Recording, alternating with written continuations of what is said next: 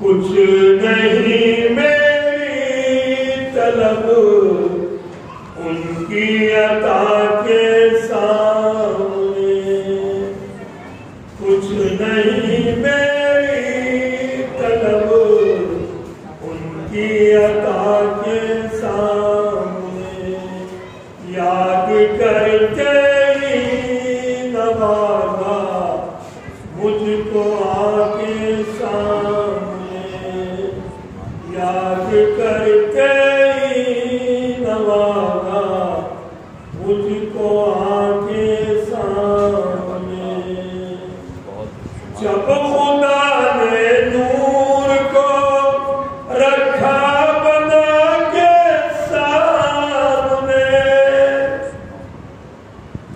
خود ہی عاشق ہو گیا اپنی ادا کے سامنے، خود ہی عاشق ہو گیا اپنی ادا کے سامنے، بخشوائیں گے مجھے کہہ کر خدا کے سامنے، ہے بڑی رحمت تیری اس کی خطا کے سامنے، ہے بڑی رحمت تیری اس کی خطا کے سامنے، سر جھکانا فرض ہے بے شک خدا کے سامنے، سر اٹھانا کب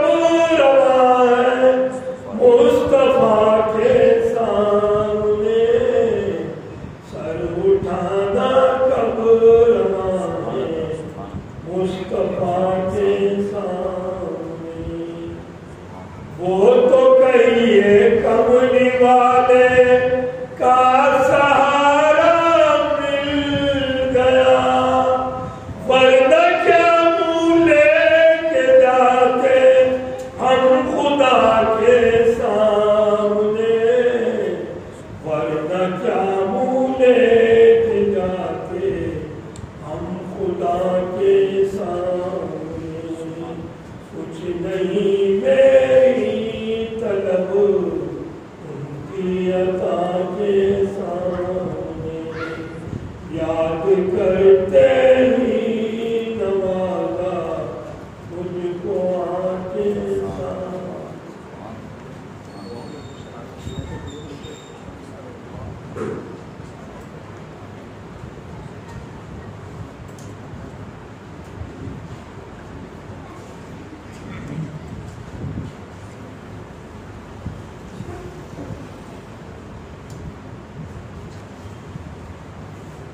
السلام علیکم ورحمۃ اللہ وبرکاتہ۔ الحمد للہ رب العالمین والصلاة والسلام علی اشرف الانبیاء والمرسلین وعلى آلہ وصحبہ اجمعین والحمد للہ رب العالمین۔ فقد قال اللہ تبارک وتعالی فی شأن حبیبہ الکریم ان اللہ وملائکتہ یصلون علی النبی یا ایہا الذین آمنوا صلوا علیہ وسلموا تسلیما۔ اللهم صل وسلم وزد وبارك على حبيبك سيدنا ونبينا ومولانا محمد وعلى آله وصحبه أفضل صلواتك وعدد معلوماتك وبارك وسلم صلاة وسلاما عليك يا سيدي يا رسول الله صلى الله تعالى عليه وسلم۔ معزز سامعین کرام، شفیع بزرگوں اور عزیز ساتھیوں، جیسا کہ آپ اور ہم بخوبی واقف ہیں کہ خلافت راشدہ کا جو آخری آج کا حصہ خلافت سیدنا امام حسن مجتبی رضی اللہ عنہ ارضاہ پر مشتمل ہوگا۔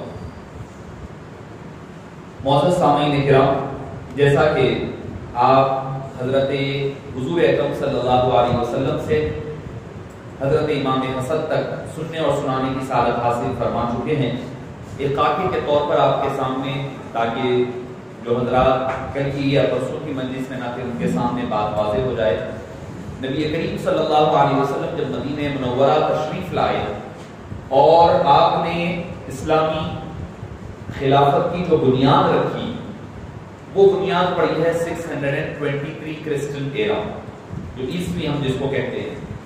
623 سے 623 سے 32 تک، حالانکہ 10 سال ہوتے ہیں، مگر چونکہ عیسوی کے اعتبار سے کچھ دن ہر سال، جیسا میں نے کل تفصیلی عرض کیا کہ ہم AD کیوں نہیں کہنی چاہیے، CE کیوں کہنی چاہیے، اس پر ہم تک تفصیلی گفتگو ہوئی ہے۔ 623 سے 32 تک آپ بحیثیت حاکم مدینہ، اولین خلیفہ جس کو کہہ لیں وہ حبیب پاک صلی اللہ علیہ وسلم مدینہ پاک میں رہے۔ آپ کے وصال مبارک کے بعد، دنیا سے پردہ فرمانے کے بعد، حضرت ابوبکر صدیق 632 سے 634 تک خلیفہ رہے۔ اس کے بعد 634 سے لے کر 644 تک حضرت عمر فاروق خلیفہ رہے۔ آپ کی شہادت کے بعد 644 سے لے کر 656 تک حضرت عثمان غنی خلیفہ رہے۔ 12 سال 9 ماہ کا 12 سال کا مکمل عرصہ حضرت عثمان غنی رضی اللہ عنہ رہے۔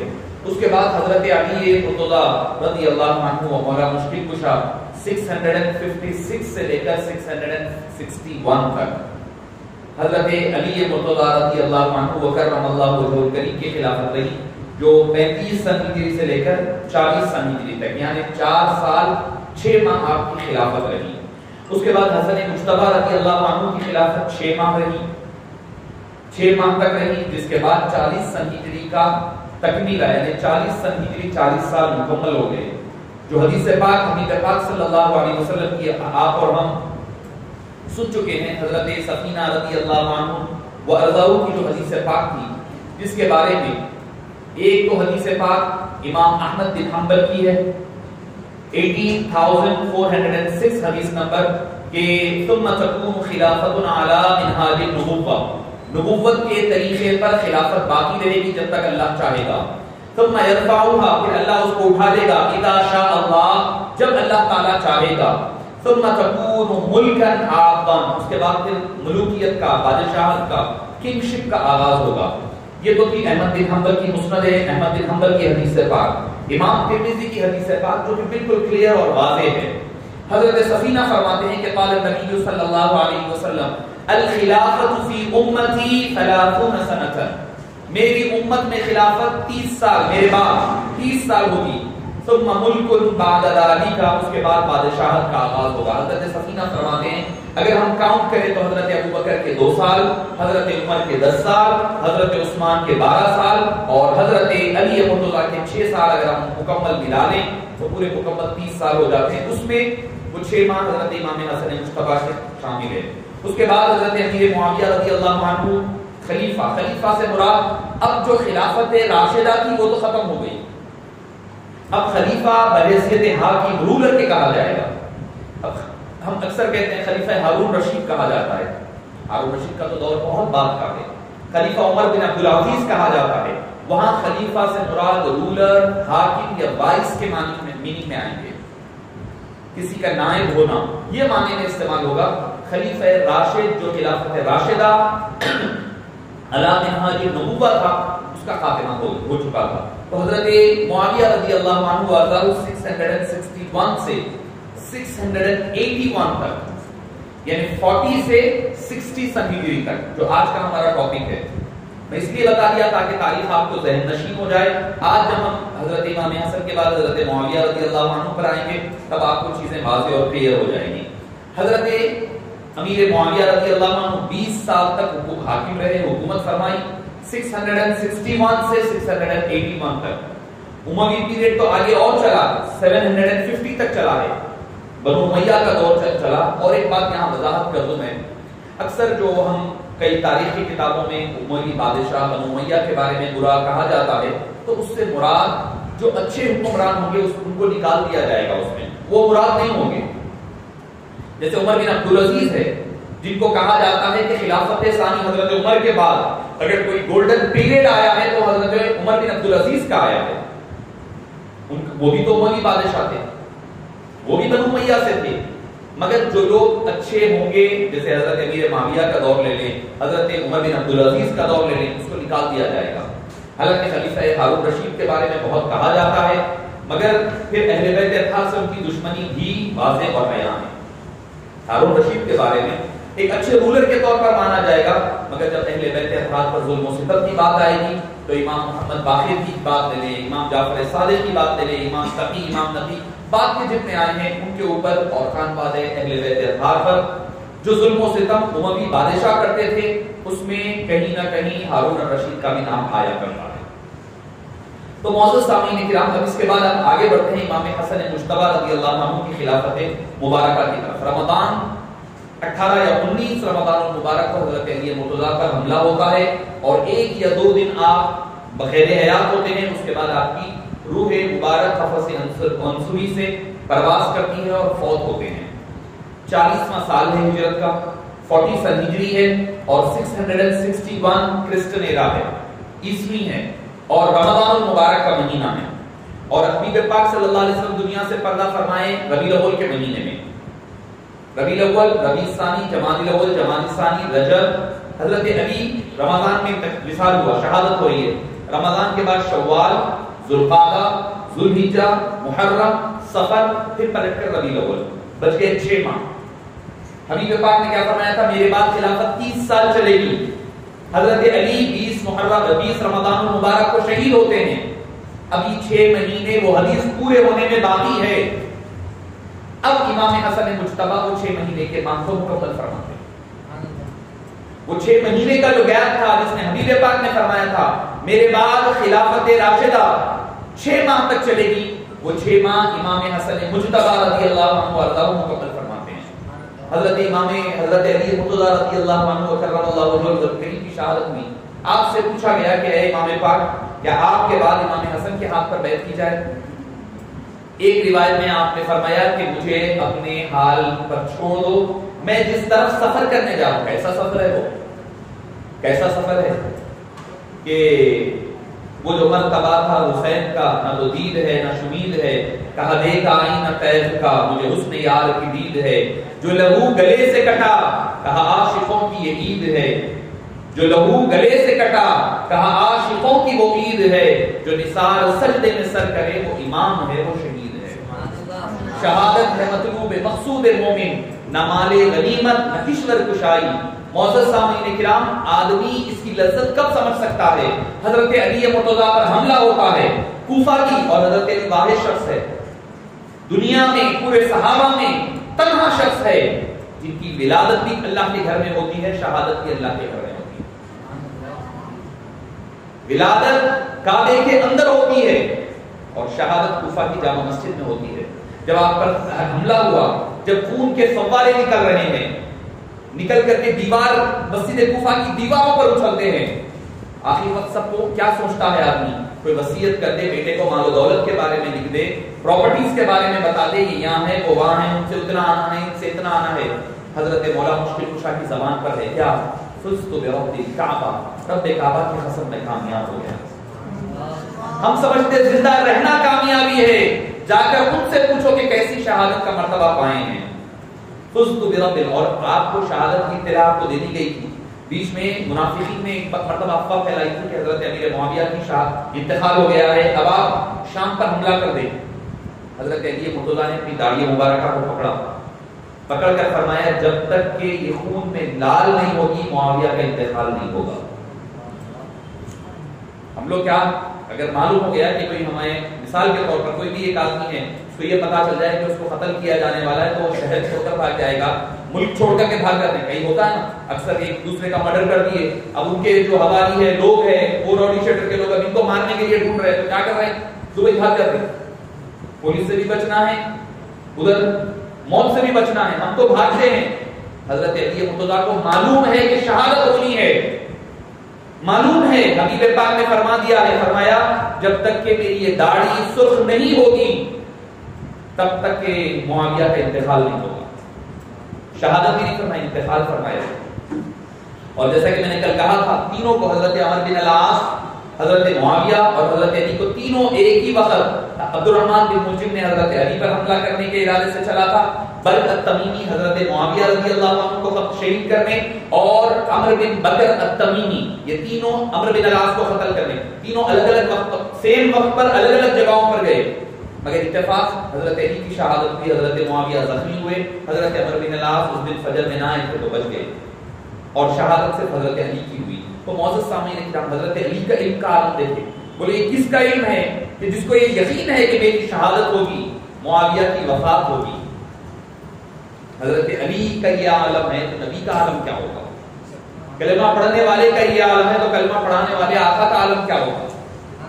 تو معزز سامعین کرام، حضرت سیدنا علی مرتضیٰ کو جب پوچھا گیا تو آپ نے فرمایا مجھے میرے حال پر چھوڑ دو، میرا حال مجھ پر چھوڑ دو، اب میں اپنے کام میں اپنے حال میں مشغول ہوں، تم جس کو پسند کرو اس کے ہاتھ پر بیعت کر دو۔ اور لوگوں نے اس کو حضرت حسن کے حق میں اجازت سمجھ کر ان کے ہاتھ پر بیعت کی۔ سب سے پہلے قیس بن سعد بن عباد نے سب سے پہلے آپ کا ہاتھ بڑھایا اور بیعت کی۔ آپ نے کہا کہ پھر سب کے سامنے اقرار لیتے ہیں، اور اس کے بعد حسن مجتبی رضی اللہ عنہ نے لوگوں سے اقرار دیا۔ حضرت علی مرتضیٰ کی شہادت ہو گئی، وفات ہو گئی، امام حسن نے اس بات پر لوگوں سے بیعت کی میرے کہنے پر عمل کرنا۔ نمبر 1 سب سے پہلا کام یہ ہوگا کہ میرے کہنے پر عمل کرنا، میں جنگ کروں تو تم بھی جنگ کرنا، میں جنگ کروں تو جس سے جنگ کروں اس سے جنگ کرنا، اور میں جس سے صلح کروں اس سے صلح کرنا، میں جس سے جنگ کروں اس سے جنگ کرنا، جس سے صلح کروں۔ حضرت امام حسن کا بھی علم دیکھو، آپ علم غیب اللہ نے آنے والے نبوت کو عطا فرمایا تھا، مولا مشکل کشا ہے، وصال سے شہادت سے پہلے فرما رہے ہیں، اپنی شہادت کی علم کی خبر دے رہے ہیں، اور حضرت امام حسن مجتبی بتا رہے ہیں میں جس سے دوستی، جس سے جنگ کروں تم بھی جنگ کریں گے، جس سے میں صلح کروں تم اس سے صلح کرو گے۔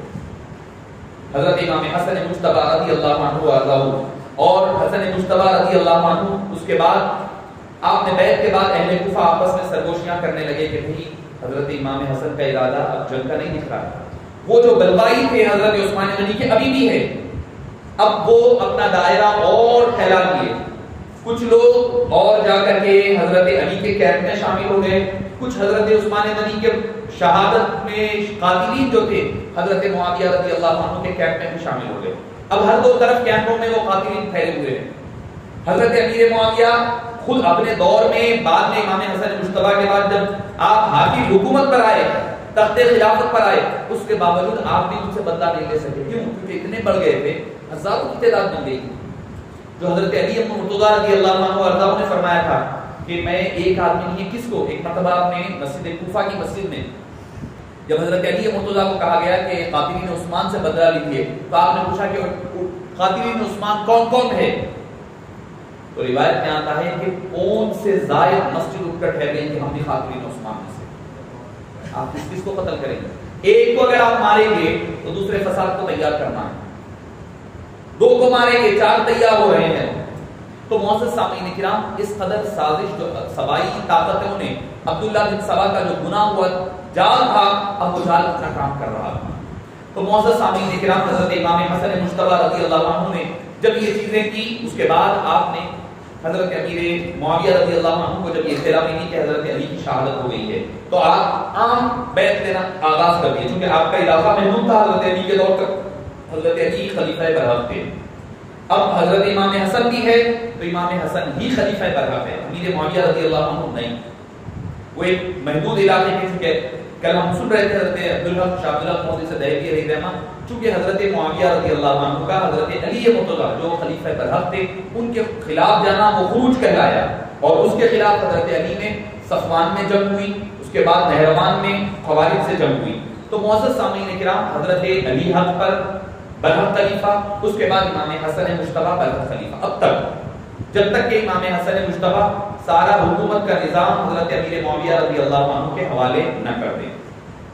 اور وہ منہاج اعلی نبوہ علی منہاج النبوہ کا جو دور ہے وہ چل رہا ہے، اور حضرت امیر معاویہ رضی اللہ عنہ کو جیسے ہی پتہ چلا کہ حضرت امام حسن مجتبی بیعت کر رہے ہیں، لہذا وہ بھی لوگوں وہ جنگ کی تیاری کا آغاز کرنے لگے، اور حضرت معاویہ رضی اللہ عنہ وارضاہ نے 60,000 کا لشکر لے کر آپ حضرت امام حسن کی طرف بڑھنے کا ارادہ کرنے لگے۔ جنگ اور ایک جنگ جمل ہو چکی، صفین ہو چکی، نہروان ہو چکی، ایک اور جنگ کی تیاری ہو رہی ہے، اور حضرت حسن مجتبی رضی اللہ عنہ وارضاہ کے ہاتھ میں 40,000 جانثار ہے، ساتھ میں ادھر 60,000 ہے، ادھر 40,000، پورے مکمل 1 لاکھ ہے۔ اگر یہ جنگ ہوتی تو کم سے کم آدھے لوگ تو مارے جاتے ہر دو طرف۔ اب ادھر حضرت امام حسن مجتبی رضی اللہ عنہ وارضاہ نے اپنے پہلے قیس بن سعد کو 12,000 کو جمعیت مقدمۃ الجیش کہا جاتا، یعنی جب فوج کو پیچھے آتی پورا لشکر، اس سے پہلے کچھ فوج کے کچھ لوگوں کو، چنندہ لوگوں کو ایک آگے بھیجا جاتا تاکہ جا کر کے وہ آگے کا اندازہ لگائیں، سامنے کی فوج کا اندازہ لگائیں، دیکھیں کہ ان کے پاس کیا تیاری ہے اور کیسے جنگ کی کیا اسٹریٹجی بن سکتی ہے، کیا تیاری ہو سکتی ہے۔ یہ طریقہ کار ہوا کرتا کہ مقدمۃ الجیش کے نام سے بھیجا جاتا۔ تو آپ نے 12,000 لوگوں کے ساتھ حضرت قیس بن سعد رضی اللہ عنہ کو آپ نے بھیجا مقام دیر عبدالرحمن میں۔ جب وہ پہنچے تو وہاں پر ہوا یہ کہ مدائن میں پہنچ کر لشکر وہاں قیام کیا، تو کسی نے یہ افواہ پھیلا دی کہ قیس بن سعد مارے گئے، اور سارے 12,000 کو حضرت معاویہ نے قتل کر دیا ہے اور شہید کر دیا۔ حضرت امام حسن مجتبی رضی اللہ عنہ یہیں پر ایک روز قیام فرمایا، اور تاکہ سواری کے جانور بھی آرام کر لے، پھر آگے بڑھے۔ آپ نے لوگوں سے پھر کہا تم میرے ہاتھ پر اس بات پر بیعت، اس شرط پر بیعت کی ہے کہ صلح میں اور جنگ میں میری اتباع کرو گے۔ بار بار یہ بات آپ یاد دلا رہے ہیں لوگوں کو کہ تمہارا میرا جو معاہدہ ہوا ہے، میں جس سے جنگ کروں تم جنگ کرو گے، جس سے میں بیعت کروں اس سے بیعت کرو گے۔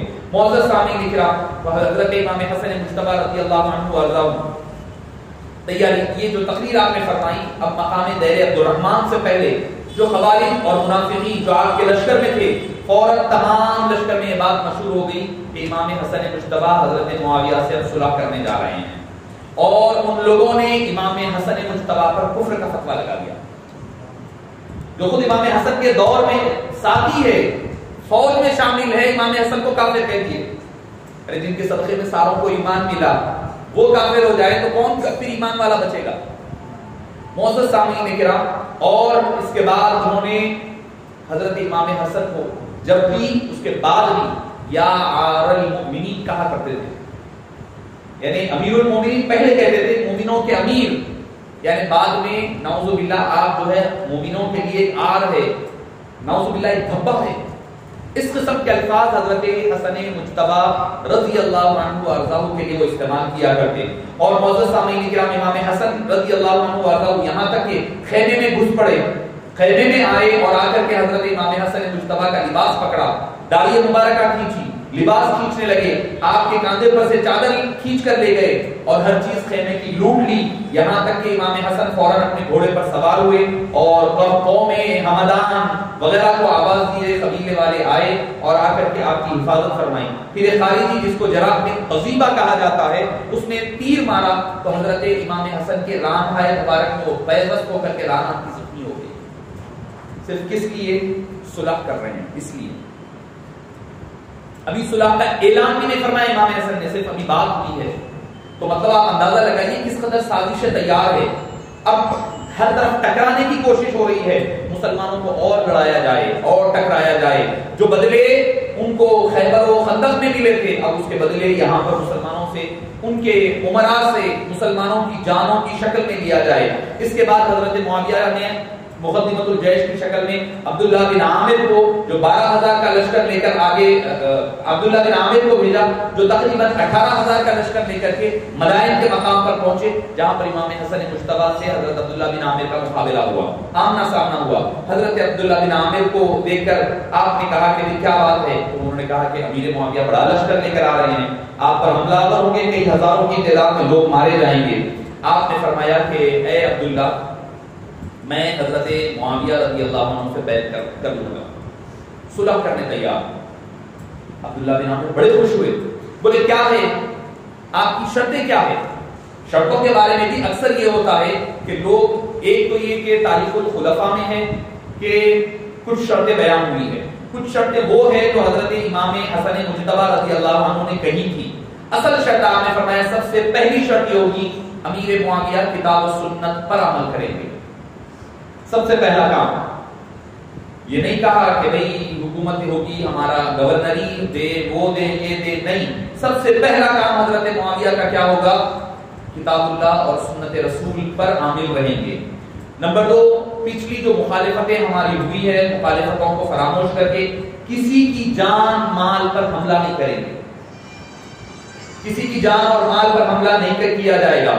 اور پھر ہمارے جو طرفدار ہیں، یعنی شیعہ علی جن کو کہا جاتا، شیعہ علی سے مراد کیا تھا؟ پہلے شیعہ علی سے مراد ایک پولیٹیکل گروپ کا نام تھا جو حضرت علی مرتضیٰ رضی اللہ عنہ وارضاہ کا ساتھ دیا کرتے، ان کو شیعہ میں طرفدار علی کہا جاتا تھا۔ اب شیعہ الگ بن گئے، عقیدہ الگ ہو گیا ہے، اب عقیدہ الگ ہوا ہے، ورنہ پہلے عقیدہ ایک تھا، حضرت علی کے ماننے والوں کو شیعہ علی کہا جاتا، جو اکثر شیعہ حضرات ایک حدیث پیش کرتے ہیں کیا کہ کل قیامت کے دن جو ہے حضرت علی مرتضیٰ اپنے شیعوں کے ساتھ آئیں گے۔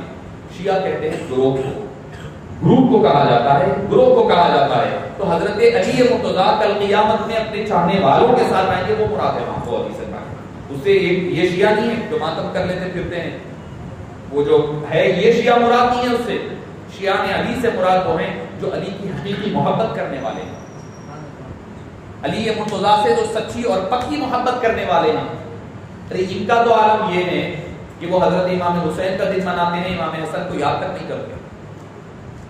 امام حسین کا آپ دیکھیں، اب جو محرم میں شروع ہوتا ہے واویلا، جو دکھاوا شروع ہوتا ہے یا جو بھی کہہ لیں آپ، واللہ عالم بالصواب، ان کے دلوں کے حال تو اللہ ہی بہتر جانتا ہے، ربیع الاول کی 9 تاریخ تک چلتا ہے۔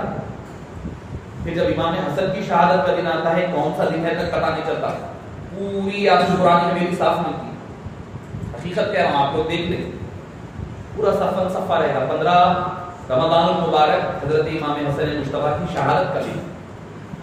تو معزز سامعین کرام، جب حضرت علی سے محبت ہے تو حضرت علی کی پوری آل سے محبت ہونا، امام حسن سے بھی محبت ہو، امام حسین سے بھی محبت ہو، ایک سے محبت، دوسرے کے بارے میں خاموشی اختیار کرنا، تو مطلب یہ ہے کہ جہاں اپنی مطلب کی بات مل رہی ہے وہ مطلب کی بات لیں، جہاں پر اپنے مطلب کی بات نہیں وہ چھوڑ دینا، یہ محبت کا تقاضا نہیں ہے۔ ارے محبت کرنے والے تو وہ ہوتے ہیں، ان کی گلی کا کتا بھی ہوتا ہے تو اس کا بھی ادب کیا کرتے ہیں، ان کی گلی کی خاک بھی ہوتی ہے تو خاک شفا مان کر چلتے ہیں، ان کی گلی کے خطرے بھی ہوتے ہیں تو اس کو آب کوثر و سلسبیل سے بہتر اور افضل مان کر کے پی کر چلنے لگتے ہیں۔ تو معزز سامعین کرام، حضرت عبداللہ بن عامر کے سامنے آپ نے یہ باتیں رکھی اور فرمایا الصلح خیر، صلح میں بہتری ہے۔ حضرت امام حسن مجتبیٰ نے فرمایا، یہ سن کر حضرت عبداللہ بن عامر فوری حضرت امیر معاویہ کے پاس گئے اور کہا کہ چند شرطوں کے ساتھ حضرت امام حسن بیعت کے لیے یعنی صلح کے لیے تیار ہے۔ حضرت امیر معاویہ نے پوچھا وہ شرطیں کیا ہے؟ عبداللہ بن عامر، یہ اپنی طرف سے اضافہ کیا عبداللہ بن عامر نے، یہ شرط جو میں آپ کو پڑھنے سنانے جا رہا ہوں، انہوں نے کہا کہ پہلی شرط یہ ہے کہ جب تم فوت ہو جاؤ تو آپ کے بعد خلافت امام حسن کو ملے گی۔ یہ شرط حضرت عبداللہ بن عامر نے اپنی جانب سے اضافہ کیا تھا، کیونکہ ان کو پتا تھا کہ افضل کون ہے، کون حقدار ہے، ان کو بھی پتا تھا اس بات کا خلافت راشدہ کے۔ تو معزز سامعین کرام، امام حسن کو دوسری شرط، جب تک وہ زندہ رہیں گے ہر سال 5 لاکھ درہم سالانہ بیت المال سے امام حسن کو ملیں گے، یہ بھی عبداللہ بن عامر کی طرف سے اضافہ کیا گیا تھا۔ امام حسن نے پیسہ کیا چیز ہے بھائی، ان کے ٹھوکروں میں ہے، ارے وہ جنتوں کے تقسیم کرنے والے ہیں، جنتوں کے تقسیم کرنے والوں کا نام امام حسن امام حسین ہے۔ الحسن والحسین سیدا شباب اہل الجنہ، حسن و حسین جنت کے نوجوانوں کے سردار ہیں۔ حبیب پاک نے فرمایا جنت میں جس کو جانا ہے ان کے صدقے جانا ہے، چاہے جو جنت میں جائے ان کے صدقے اور وسیلے سے جائے گا۔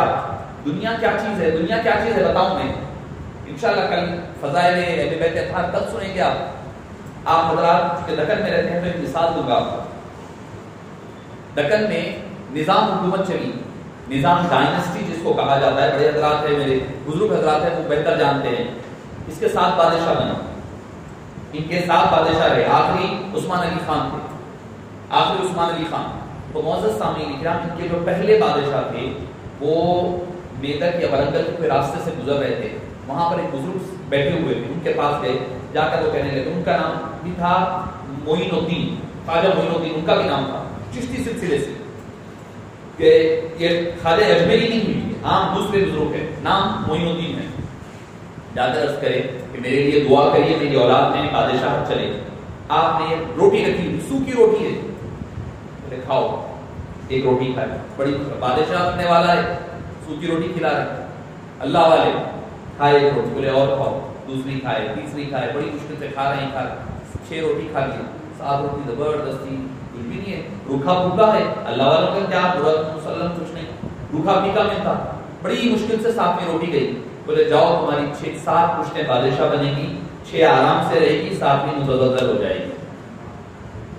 کب فرما رہی 7 پشتیں آگے آنا ہے، پہلی پشت کو فرما رہے جاؤ تمہاری اولاد میں 7 بادشاہ بنیں گے، 6 آرام سے کریں گے۔ محمود علی خان تک سب آرام سے چلا، عثمان علی خان کے بعد متزلزل ہو گیا، سقوط حیدرآباد ہو گیا، فال آف حیدرآباد جس کو کہتے ہیں، پولیس ایکشن وغیرہ، یہ سب عثمان علی بادشاہ کے دور میں ہوا۔ یہ تو حکومت بعد میں کر رہے ہیں، ہم سمجھ رہے ہیں وہ ہوا، پولو ایکشن ہوا، فلاں ہوا، فلاں ہوا، نہیں، یہ سارے کا سارا منظر حسن اور حسین کے، امام حسن کے پوتوں کے پوتوں کے پوتے نے ان کو صدقے میں عطا کی ہوئی حکومت تھی۔ امام حسن کے پوتوں کا یہ عالم ہے، تو امام حسن کا عالم کیا ہوگا؟ ان کے بیٹھے ہوئے ہیں، پرانے کپڑے ڈالے ہوئے، اذا اشعث واغبر، اس کے الفاظ ہیں، ایسی بری حالت میں بیٹھے ہوئے ہیں، مگر ان کو نواز رہے ہیں۔ تو حکومت، دکن کی حکومت 7 پشتوں کے لیے پوری ڈائنسٹی عطا فرما دی۔ تو معزز سامعین کرام، ان کے لیے کوئی عجب نہیں تھا، ان کے لیے کوئی عجب کام نہیں تھا کہ حکومتیں ان کے لیے کوئی معنی نہیں رکھتی تھی۔ انہوں نے کہا پیسہ درہم کوئی معنی۔ تیسری شرط یہ کہا کہ حوازن و فارس کا جو خراج ہے، یہاں سے جو آمدنی ہوتی ہے وہ امام حسن مجتبیٰ کو دی جائے گی۔ یہ تینوں شرطیں عبداللہ بن عامر نے بطور خود امام حسن کی طرف سے پیش کر کے پھر وہ شرطیں سنائی جو امام حسن نے عبداللہ بن عامر کے ذریعے سے بھیجا تھا۔ حضرت امیر معاویہ نے کہا مجھے یہ تمام شرطیں منظور ہے، اور حضرت امام حسن ان کے علاوہ بھی کوئی شرط اس میں اضافہ کرنا چاہ رہے ہیں تو مجھے وہ بھی منظور ہے۔ حضرت امیر معاویہ رضی اللہ عنہ وارضاہ نے فرمایا۔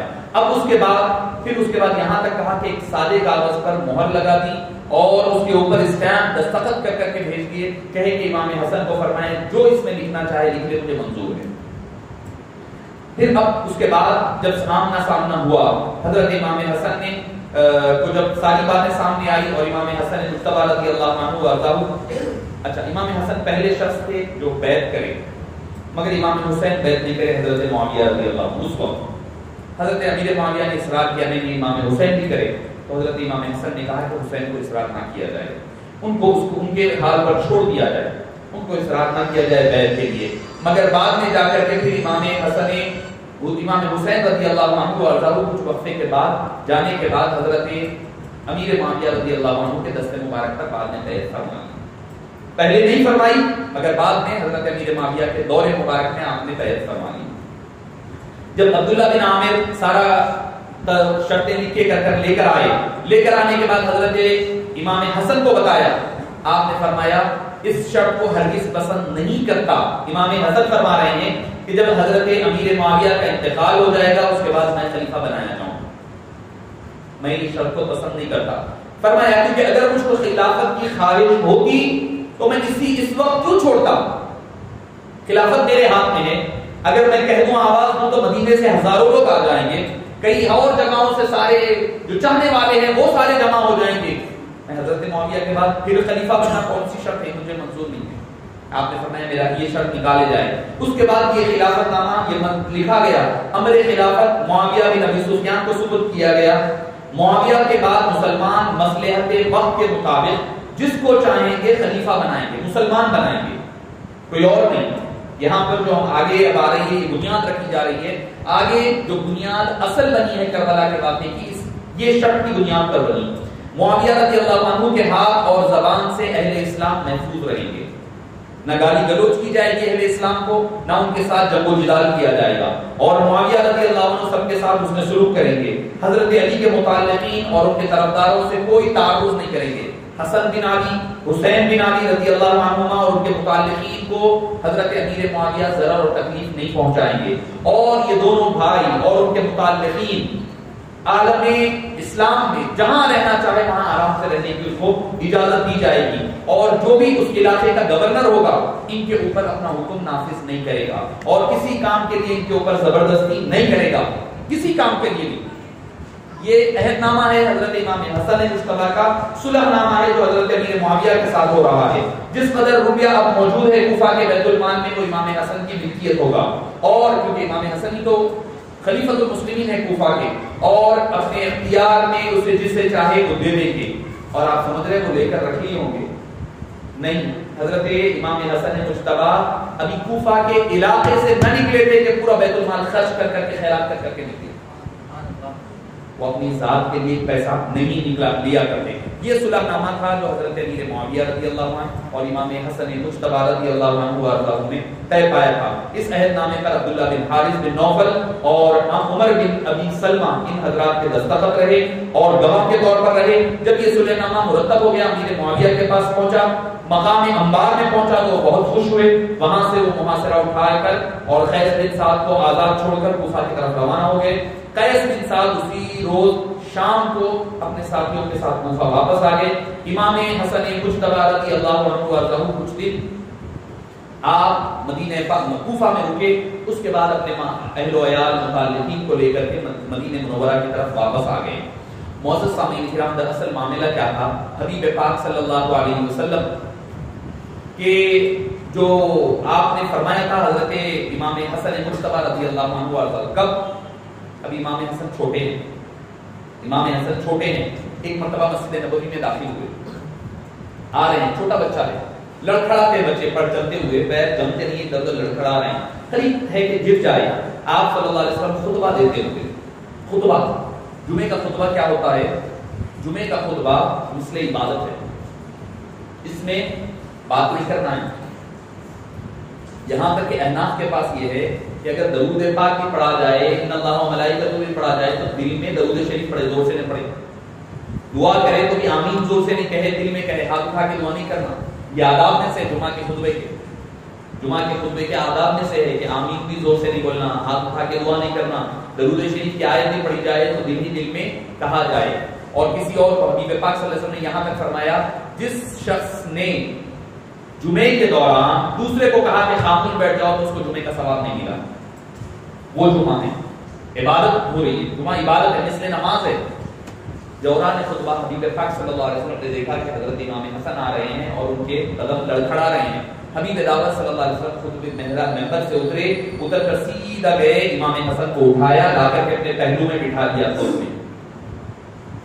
صحابہ کرام پریشان، یہ کیا ہو رہا ہے؟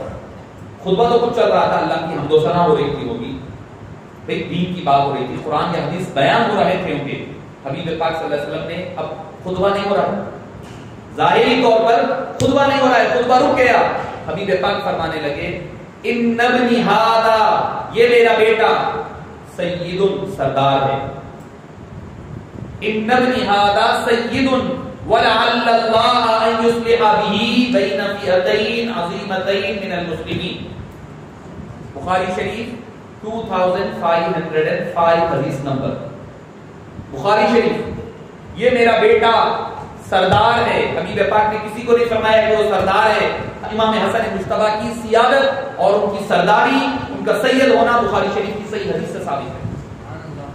یہ میرا بیٹا لعل اللہ، ان قریب اللہ تعالی اس کے دستے مبارک پر یہ صلح کروائے گا. بین فئتین عظیمتین من المسلمین، مسلمانوں کی دو بڑی جماعتوں میں سے جب لڑائی ہو گئی تو یہ صلح کرے گا، یہ وہی میرا بیٹا ہوگا۔ اس سے کئی چیزیں پتہ چلتی۔ پہلی بات یہ کہ خطبہ چل رہا تھا، ہو سکتا قرآن پڑھی جا رہی تھی ہوگی، حدیث تھی، کیا تھا نہیں معلوم ہے، اس کے دوران حضرت امام حسن کے فضائل بیان ہو رہے ہیں، تو پتہ کیا چلا امام حسن کے فضائل بیان کرنا بھی عبادت میں شامل ہے، اسی لیے حمیدہ پاک خطبے کے دوران فرما رہے ہیں۔ اگر عبادت نہ ہوتی، بھائی آپ حمیدہ پاک خود فرما رہے ہیں، کوئی اگر دوسرے کو خاموش رہو کہے، بھائی خطبہ ہو رہا ہے خاموش رہو کہنا کوئی بری بات نہیں ہے، اچھی بات ہے، لوگوں کو ترغیب دے رہے ہیں اچھے کام کی، مگر اچھا کام بھی کر رہے ہیں تو بھی آپ کو جمعے کا ثواب نہیں مل رہا۔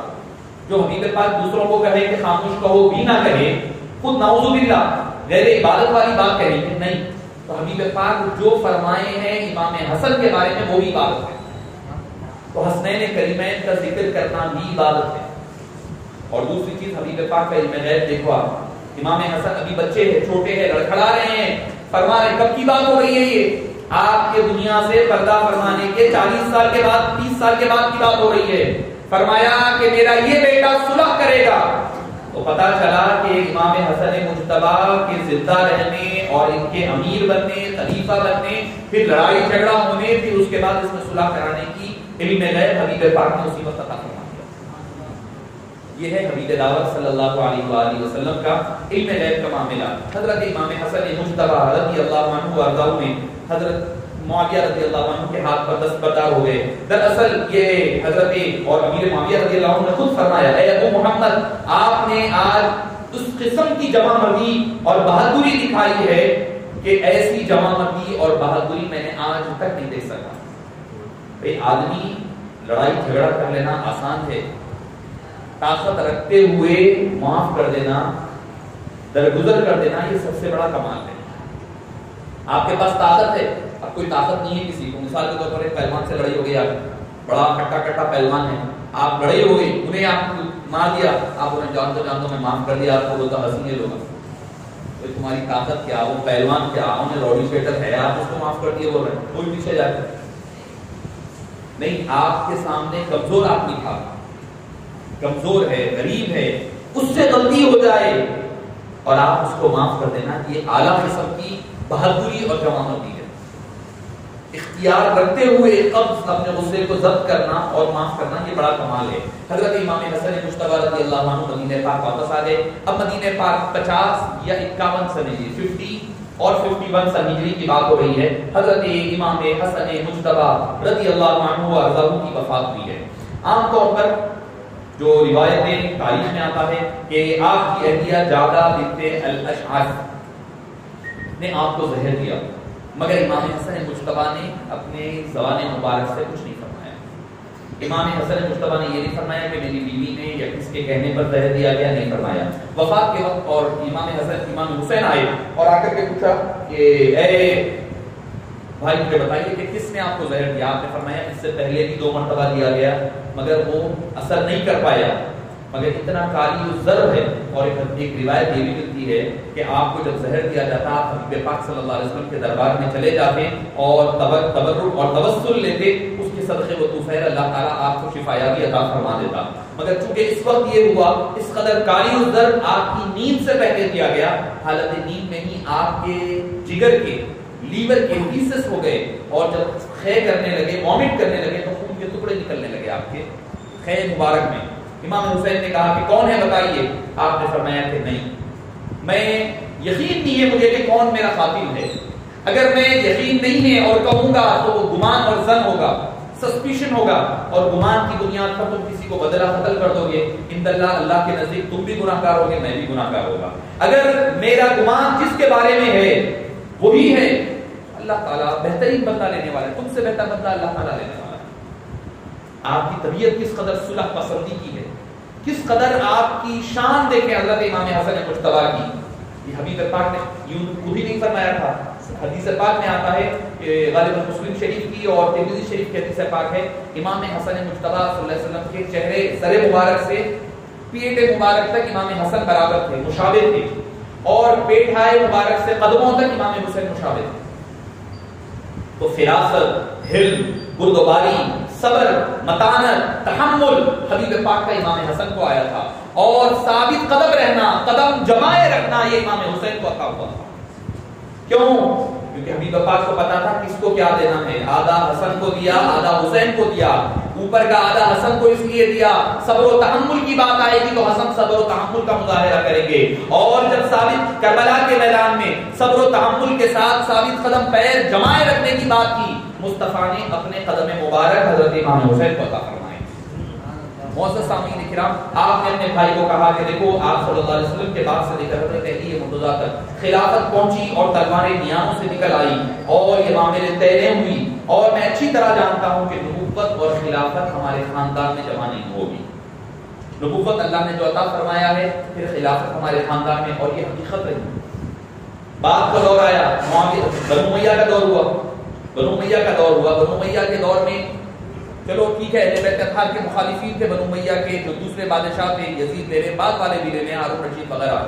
جب بنو امیہ کا دور ختم ہوا، بنو عباس آئے۔ بنو عباس یہ کہہ کر کے آئے ہم اہل بیت اطہار کے چاہنے والے ہیں، مگر آ کر کے انہوں نے بھی حضرت اہل بیت اطہار پر ظلم و ستم جاری رکھا۔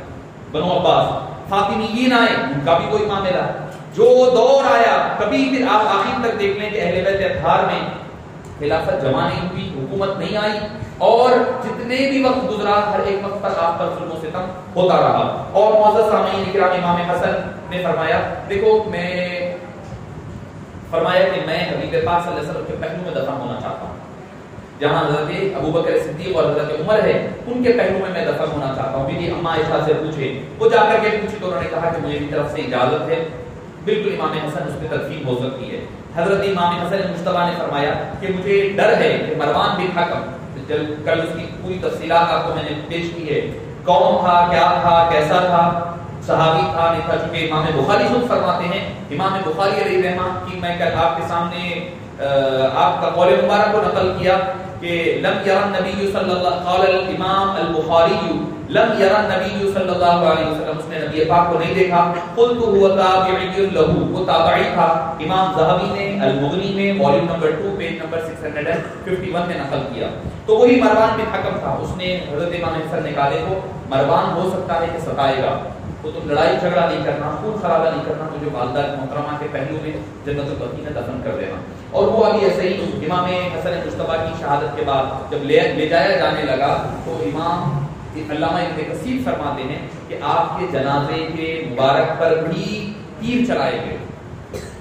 اتنا ظلم و ستم بربریت کا مظاہرہ ہوا، آپ کے جنازے مبارکہ پر بھی چلائے گئے، اور وہاں پر تدفین سے مروان بن حکم نے روکا تو آپ نے وہ آپ کی تدفین جنت البقیع میں پیش آئی، اور امام حسن مجتبیٰ رضی اللہ عنہ کو اپنی والدہ کے پہلو میں دفن کیا گیا۔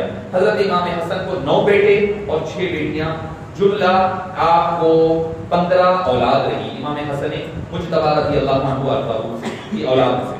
معزز سامعین کرام، بعض مورخین کہتے ہیں کہ امام حسن مجتبیٰ کی 6 ماہ کی خلافت تھی صرف، اس کو کیونکہ وہ قلیل مدت کی اس کو خلافت راشدہ میں شامل نہیں کر سکتے۔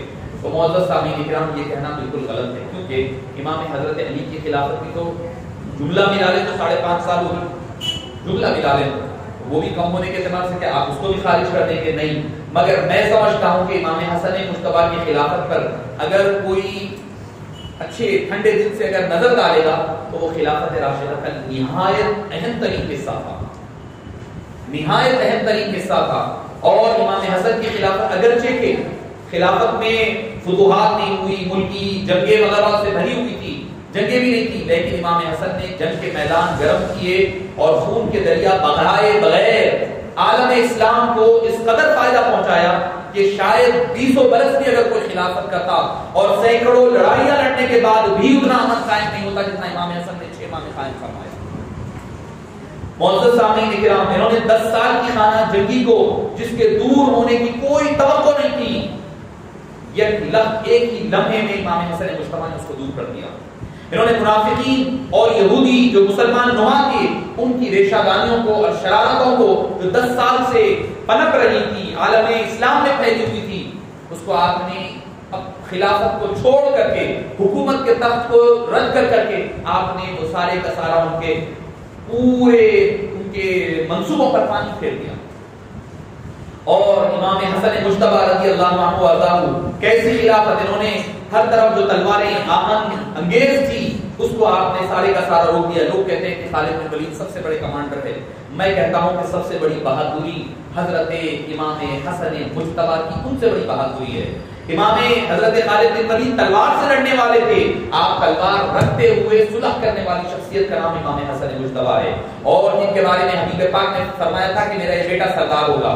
اور دوسری چیز کیسی سرداری اللہ نے عطا فرمائی، امام حسن مجتبی کے پورے بیٹے شہید ہو گئے کربلا میں، حسن مسنہ بچے، ان سے اللہ تعالیٰ نے حضرت غوث اعظم کی اولاد کو بھی چلایا.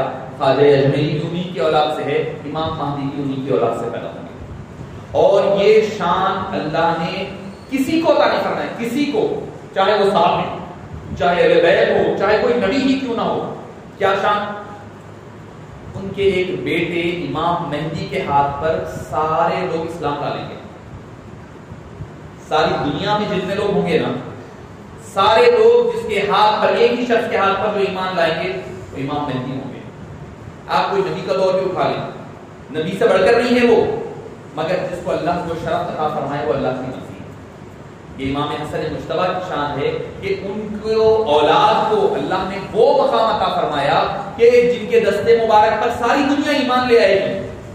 حضرت موسیٰ علیہ السلام کا دور لے لیں، کچھ ایمان لائے کچھ نہیں لائے. حضرت ایوب کا لے لیں، آپ خود آپ صلی اللہ علیہ وسلم کا دور مبارک لے لیں، آخر وقت بھی کئی لوگ ایسے تھے جو ایمان نہیں لائے، مگر دنیا بھر کے لوگ جو آپ ایک شخص کے دست پر، ہاتھ پر ایمان لائیں گے وہ امام حسن مجتبی کی ذات ہوگی.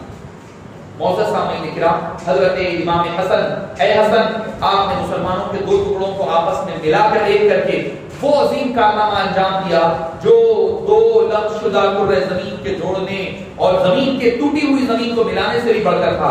اے حسن، آپ نے اپنی مدت خلافت میں کوئی میدان کارساز گرم نہیں کیا، لیکن آپ نے دنیا کے تمام بہادروں کو، تمام تلواروں کو اپنے میانوں میں جمع فرما دیا. اے فاطمہ کے لاڈلے، اے فاطمہ الزہرا کے بیٹے، اے خاندان ابو طالب کے مہتاب، اے مسلمان امت مسلمہ کے چشم و چراغ، آپ کا کی محبت ہمارے دلوں میں بسی ہوئی ہے اور وہی ہمارے لیے دنیا و آخرت میں کامیابی کا ضامن ہے.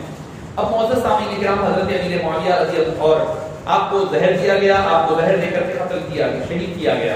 حضرت امام حسن مجتبی کے بعد حضرت معاویہ رضی اللہ عنہ 20 سال حکومت کرتے تھے، 661 سے 681 تک، 61 to 81، یعنی 40 سن ہجری سے لے کر 60 سن ہجری تک امن اور امان قائم رہا.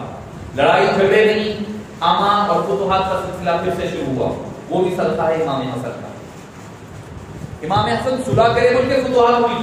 لوگ کہتے ہیں کہ حضرت امیر معاویہ کے دور میں بڑی فتوحات ہوئی، سپرس پورا مکمل آ گیا، قسطنطنیہ آیا، وغیرہ وغیرہ. میں کہتا ہوں وہ بھی صدقہ ہے امام حسن مجتبی کا. اگر امام حسن مجتبی اگر وہاں پر آپ صلح نہ فرماتے تو پھر وہ امن و امان قائم ہی نہیں ہوتا جس کی بنیاد پر فتوحات آگے بڑھتی. حضرت امیر معاویہ رضی اللہ عنہ وارضاہ، آپ نے جو معاہدہ فرمایا تھا کہ اس کے مطابق آپ برابر حضرت امام حسن مجتبی اور امام حسین کو وظیفہ دیا کرتے تھے. اسی دوران حضرت امیر معاویہ کا دور چل رہا ہے، امام حسن مجتبی کی شہادت ہو چکی 51 میں، 50 یا 51 میں. حضرت معاویہ رضی اللہ عنہ 60 میں آپ فوت ہوتے ہیں، آپ کا انتقال اور وصال ہوا. آپ نے جو قسطنطنیہ، سندھ، کابل، ہندوستان، سوڈان، افریقہ، ساؤتھ افریقہ اور قبرستان، بخارا، سمرقند، بلاد عجم، یہ سارے علاقے حضرت امیر معاویہ، سب سے اہم جو قسطنطنیہ کی طرف آپ نے مکمل طور پر جو فتوحات ہوئی حضرت امیر معاویہ، جس کی بنیاد حضرت عمر فاروق نے رکھی تھی، اب وہ تکمیلہ ہوا حضرت معاویہ رضی اللہ عنہ کے دور میں. اب معزز سامعین کرام، اب آتے ہیں ہم اصل جو مسئلہ، یہ تو تھی اب تک کی 60 سالہ تاریخ. 56 سن ہجری کی بات ہے، حضرت امام حسن کی شہادت ہو چکی. ہونے کے بعد حضرت مغیرہ بن ولید، یہ صحابی ہے، جلیل القدر صحابی ہے. اب بعض لوگ ان کے بارے میں برائی کے ساتھ ذکر کرتے ہیں، جیسا کہ میں نے آپ کو اس سے پہلے بھی عرض کیا، حضرت معاویہ، عمرو بن العاص اور ولید بن مغیرہ بن ولید رضی اللہ عنہ، یہ تمام صحابہ کے بارے میں. عمرو بن العاص، مغیرہ بن شیبہ، مغیرہ بن ولید اور امیر معاویہ، ان حضرات کو ہم دائرہ اسلام سے خارج نہیں کر سکتے. ان کو سب و شتم کرنا، لعن و طعن سے اپنی زبان کو روکے، اور ان کے بارے میں برائی کے ساتھ کوئی بات کو ذکر کرنا، یہ اہل سنت والجماعت کا طریقہ نہیں ہے۔ البتہ آپ خود فرماتے ہیں کہ جن کا ذکر قرآن کریم میں آیا ہے ان کے بارے میں کوئی کلمہ برائی کا کہنا وہ کفر ہے۔ جیسے کہ عائشہ رضی اللہ عنہا، ان کی پاک دامنی کا ذکر قرآن کریم میں آیا ہے، ان کی طہارت اور پاک دامنی نص قرآن سے ثابت ہے، ان کے بارے میں اگر کوئی بات کلام کرے گا تو وہ آدمی کافر ہو جائے گا۔ اب رہی بات دوسرے صحابہ، حضرت زید ہے، ان کا نام ذکر نام لے کر کے کہا گیا، ان کے بارے میں کوئی اگر ان کی صحابیت کا انکار کرتا ہے تو وہ آدمی کافر ہو جائے گا۔ حضرت ابو بکر کی صحابیت کا ذکر اجماع کی بنسبت ان اللہ معنا کے تحت ان کا ذکر قرآن کریم میں قال لصاحبہ کے تحت آیا ہے، ان کی صحابیت کا انکار کرنا بھی کفر ہے۔ اب رہی بات دوسرے صحابہ کرام کے بارے میں، اگر کوئی برائی سے یاد کرتا ہے تو وہ اہل سنت والجماعت کا شخص نہیں ہوگا، وہ فاسق اور فاجر ہوگا، اہل سنت والجماعت سے خارج ہوگا۔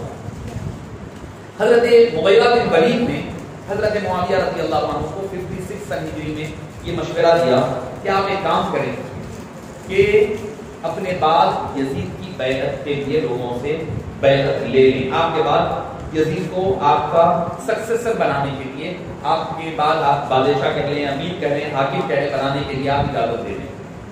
حضرت امیر معاویہ رضی اللہ عنہ بذات خود ان کو اس بات کا خدشہ تھا کہ لوگ نہیں مانیں گے، 56 میں ہو رہا ہے، اور آپ نے خود فرمایا کیا کہ لوگ نہیں مانیں گے۔ انہوں نے کہا کہ کوشش کریں، کام کا آغاز ہم دمشق سے کرتے ہیں۔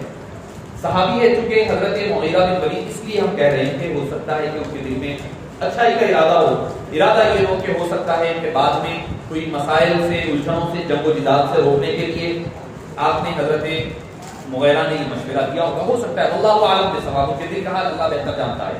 حضرت معاویہ نے ان کے مشورے کو قبول فرمایا اور خود البدایہ والنہایہ والیوم نمبر 1 پیج نمبر 87 پر حضرت معاویہ خود کہہ رہے ہیں، کیا کہہ رہے ہیں؟ اللہم ان کنت تعلم انی ولیتہ لأنه فیما اراه اہل لذلك فأتمم له وان کنت ولیتہ لأنی احبہ فلا تتمم له ما ولیتہ۔ فرمایا میں ولید اپنے بیٹے کو یزید کو اپنا ولی عہد بنا رہا ہوں، اے باری تعالیٰ اگر یہ اچھا کام کرے تو اس کو پورا کر، اگر نہیں تو اس کے کام کو پورا مت فرما، اس کو درمیان میں ہی ختم فرما دے۔ حضرت امیر معاویہ خود دعا فرما رہے ہیں۔ شکوک و شبہات تھے حضرت امیر معاویہ رضی اللہ عنہ کو۔ حضرت امیر معاویہ رضی اللہ عنہ کے پیش نظر یہی تھا کہ امت کو اتفاق اور اتحاد کے ساتھ رہے، تو انہوں نے کیا کیا کہ پہلے تو دمشق وغیرہ کے لوگ آپ کے بعد یزید کو ولی عہد اور جانشین مقرر کر دیا، کیونکہ یہ اسلامی طریق کے خلاف ہے۔ کیا کہ اپنے بعد اپنے بیٹے کو جانشین بنانا یا ولی عہد بنانا، یہ اسلامی قوانین کے خلاف ہے۔ کیوں؟ کس لیے؟ اب آپ دیکھ لیں دنیا بھر میں جہاں پر بادشاہت کا دور چل رہا ہے، بیٹا کیسا بھی ہو باپ کے بعد انہیں بننا ہے۔ معاف فرمانا، ہمارے پاس یہ تو ایک علیحدہ موضوع رہے گا، ہمارے پاس بھی ہم دیکھتے ہیں کہ زندگیوں میں ہمارے پاس بھی جو وہ گردی نشینی یا پیر و مرشدی کا رہتا ہے، اس کے بعد ہم بنا دے رہے ہیں۔ اب تو ایسا بھی دیکھنے میں آ رہا ہے، اللہ حفاظت کر، ہو سکتا ہے کہ اچھی نیتیں ہوں گی، بھئی بچہ اتنا چھوٹا ہے اس کو آپ جانشین بنا دے رہے ہیں، جس کو شاید خود طہارت وغیرہ کے مسائل نہیں معلوم ہوں گے، کہیں پر بھی ہو، مگر ہونا یہ چاہیے۔ مجھے اچھا یاد ہے غالباً حضرت بہرالعلوم علیہ الرحمہ، حضرت عبدالقدیر صدیقی علیہ الرحمہ کے پاس یہ آج بھی نظم باقی ہے کہ ان کے خاندان میں سب سے تعلیم یافتہ اور بزرگ جو ہوں گے ان کو خلیفہ بنایا جاتا ہے، جانشین اس کو بنایا جاتا ہے۔ والد کے بعد بیٹا ہونے کی شرط ان کے پاس، مجھے جہاں تک اطلاع ملی یہ نظام آج بھی باقی ہے۔ معزز سامعین کرام، حضرت معاویہ، اس سے مسئلہ کیا آتا ہے؟ بیٹا چاہے کام کرنے والا ہو، نہیں ہو، نیک ہو، نہیں ہو، اس کو تو یقین رہتا میں کچھ کروں یا نہیں کروں، میں بیٹا بن، میں تو بننا ہی بننا ہے، مجھے بننا ہے، مجھے کچھ کرنے کی ضرورت نہیں ہے۔ تو یہ جب کانسیپٹ آ جاتا ہے تو پھر خرابی پیدا ہو جاتی ہے۔ اور یہ بات یہ صرف ایک گھر کی بات نہیں تھی، یہ علاقے کی بات نہیں، بلکہ پورے عالم اسلام کی حکومت کی بات ہو رہی تھی۔ اسی وجہ سے صحابہ کرام نے، بزرگ صحابہ کرام نے اس سے اختلاف کیا۔ یہی وہ اختلاف تھی جہاں پر حضرت امیر معاویہ تھا۔ حضرت امیر معاویہ نے اس کے بعد آپ نے دورہ کیا، کہاں کا؟ مدینہ مکہ مکرمہ آپ تشریف لے آئے، حج پر آپ تشریف لائے اور حج پر تشریف لا کر حضرت معاویہ رضی اللہ عنہ وارضاہ نے ارادہ کیا کہ بیعت دی جائے، تب بھی حضرت امام حسن، امام حسین، امام حسن شہید ہو گئے، امام حسین، عبداللہ بن زبیر، عبداللہ بن عمر اور عبد الرحمن بن ابو بکر، عبداللہ بن عباس، یہ جلیل القدر، اس وقت کے جلیل القدر صحابہ تھے، عبادہ کہا جاتا ہے، حضرات عبادہ کہا جاتا ہے، عبداللہ بن عمر، عبداللہ بن زبیر، عبداللہ بن عباس، تین عبداللہ، ایک عبد الرحمن، ایک امام حسین، یہ 5 حضرات تھے جنہوں نے انکار کیا۔ مروان بن حکم مدینہ پاک میں ممبر پر ٹھہرے، گورنر تھا، اس نے کہا کہ بھئی یزید کی بیعت کرو، عبد الرحمن بن ابو بکر نے منع کیا، کچھ کہا، اس نے کہا یہ تو ھذا سنت ابو بکر و عمر، یہ ابو بکر اور حضرت عثمان کی، عمر کی سنت ہے۔ حضرت عبد الرحمن بن ابو بکر ٹھہر گئے، ٹھہر کر کہا کہ تم غلط کہتے ہو، حضرت ابو بکر کی سنت کیسے ہے؟ تو بولے حضرت ابو بکر نے حضرت عمر کو خلیفہ بنایا اپنے بعد، فرمایا بنایا ضرور مگر عمر کوئی بیٹے نہیں تھے، حضرت ابو بکر نے اپنے بیٹے کو نہیں بنایا، اپنے کوئی رشتہ دار کو نہیں بنایا، جو اس وقت سب سے افضل ترین تھے ان کو سب سے زیادہ افضل مان کر کے حضرت عمر فاروق کو بنایا۔ حضرت عمر نے اپنے بیٹے کے بارے میں، کل آپ نے سنا ہے، حضرت عمر نے کہا کہ میرے بیٹے کے، اپنے بیٹے کے بارے میں آیا تو کہا اس کو تو طلاق دینے نہیں آتا، وہ خلافت کیا سنبھالے گا، اس کو نکال دو نام اس کا۔ اپنے بہن بھائی عشرہ مبشرہ میں سے ہے، حضرت عمر نے اپنے بہن بھائی کا نام نکلوا دیا۔ خلافت یہ ہوتی ہے، ملوکیت میں یہ ہوتا ہے کہ آدمی کو ہو یا نہ ہو بادشاہ کے بعد بیٹا بننا ہے، بیٹے کے بعد بیٹا ہے، مانو نہ مانو، نہیں مانے تو گردن ہو جائے گی، مانو تو بس سر جھکا کر رہنا پڑے گا۔ آپ دیکھ رہے ہیں عرب ممالک اٹھا لے، اس کی مثال ہے آپ کے سامنے، سب کو بائی پاس کیا جا رہا ہے، سب سر قلم ہے، ماننا ہے تو رہنا ہے، نہیں ماننا ہے تو کہیں جانا نہیں ہے، ختم ہو جانا ہے۔ یہ ہوتی ہے ملوکیت، منارکی ہم جس کو کہتے ہیں، کنگشپ جو ہوتی ہے، کنگڈم یہی ہوتا ہے۔ اور ایون جو جمہوریت ہوتی ہے، ڈیموکریسی ہوتی ہے، وہ بھی اسلامی نظام حکومت سے ٹکراتی ہے۔ میں نے پہلے دن کہا تھا یہ بات کہ جمہوریت میں ہوتا یہ ہے کہ علامہ اقبال کے بقول سر کو گنا تو جاتا ہے، تولا نہیں جاتا، سب ایک ہے، بھیڑ بگڑی گھڑا گھوڑا سب ایک ہوتے ہیں، اس میں سب کا ووٹ ایک ہے، کسی کے ووٹ کی اہمیت کم یا زیادہ نہیں ہے۔ خلافت میں ویسا نہیں ہوتا، بدری صحابہ ہے، ان کے خلافت کا ویٹ الگ ہے، ان کے ورژن الگ ہے، جب مال غنیمت بھی آتا تو ان کو تقسیم سب سے زیادہ ہوا کرتی، احد والوں کو الگ ہوتا، بیت رضوان والوں کو الگ، ہر ایک کے ساتھ الگ الگ معاملات ہوتے، تو آدمی کو دیکھ کر کے کرنا اس کو عدل کہا جاتا ہے۔ انصاف بھی حالانکہ اردو عربی لفظ ہے، انصاف نصف سے بنا ہے، نصف آدھا آدھا، انصاف کس کو کہتے ہیں؟ ایک سیب ہے، آدھا آدھا کاٹ کے دے دینا، یہ انصاف ہے، آدھا ان کو دیا آدھا ان کو دیا، ہو سکتا ہے ان کو ضرورت نہیں ہے تو بھی آدھا جا رہا ان کو، اس نے پورے کی ضرورت ہے تو بھی اس کو آدھا جا رہا، یہ انصاف ہے۔ قرآن میں کہیں پر بھی انصاف کا لفظ نہیں آیا، قرآن انصاف کا قائل نہیں ہے، عدل کا قائم ہے۔ عدل کس کو کہتے ہیں؟ آدمی کی ضرورت کو دیکھ کر کے دیا جانا، اس کو عدل کہا جاتا ہے۔ آدھا آدھا کر دے دینا یہ انصاف ہے، ضرورت کے مطابق دینا یہ عدل ہے۔ انصاف اسلام کا نظام عدل ہے، نہ کہ انصاف ہے۔ فَعْدِلُوا ہر وقت آئے گا، عدل کا لفظ آئے گا قرآن میں، انصاف کا لفظ نہیں ہے قرآن میں۔ نصف کا لفظ ہے، وہ بھی آدھا جو ہے لڑکی کو جو دیا جاتا ہے اس سے دوہرا مرد حضرات کو دیا جائے گا، پھر قرآن کریم میں وہ ایک جگہ پر نصف کا لفظ آپ کو ملے گا، مگر وہ انصاف کے معاملے میں نہیں ہے، آدھا دینے کے معاملے میں ہے۔ انصاف کا لفظ قرآن میں نہیں آیا، حالانکہ عربی زبان کا لفظ ہے وہ انصاف بھی، مگر عدل کا لفظ اللہ تعالیٰ نے ہر جگہ قرآن کریم میں استعمال فرمایا۔ اب یہاں پر مسئلہ یہ آ گیا کہ یزید کی خلافت کے بارے میں، تو حضرت عبد الرحمن بن ابو بکر نے کہا کہ تم جھوٹ کہتے ہو، وہ کبھی بھی کہیں پر بھی حضرت عبد الرحمن ابو بکر نے، عمر نے اپنے بیٹوں کو نہیں بنایا، لہذا تمہارا یہ جو طریقہ کار ہے یہ ہر قل کا ہے، ہر قلی ہی ہر قلی بخاری شریف کے حدیث سے پاک ہے۔ آپ نے پہلے دن سماعت فرمایا ہے کہ امام بخاری نے اپنی صحیح میں نقل فرمایا کیا کہ ہذہ ہر قلیہ، یہ ہر قلیت والی بات ہے۔ حضرت عبد الرحمن بن عوف نے فرمایا سنت ہرقل و قیصر، یہ ہرقل اور قیصر کی سنت ہے، امام بخاری 4827 حدیث نمبر۔ حضرت امام حسین حضرت عبدالرحمن اور اس کے بعد حضرت معاویہ نے ان کو چھوڑ دیا. دوسرے سارے حضرات بیعت کر لیے، دمشق کے، شام کے، مصر کے، مگر مدینہ پاک کے لوگ انتظار میں کرتے تھے کہ حضرت امام حسین، سب کی نظر امام حسین پر ٹکی ہوئی تھی، اگر یہ مان جائیں تو اس کے بعد ہم بیعت کریں گے، کیونکہ ان کو پتا تھا کہ دین کے دنیا کے معیار کوئی اگر ہے تو حضرت امام حسین مجتبی ہے، حضرت عبدالرحمن بن ابو بکر ہے، جلیل القدر صحابہ ہے، یعنی اس وقت جو مانے جانے والے جلیل القدر صحابہ یہی تھے.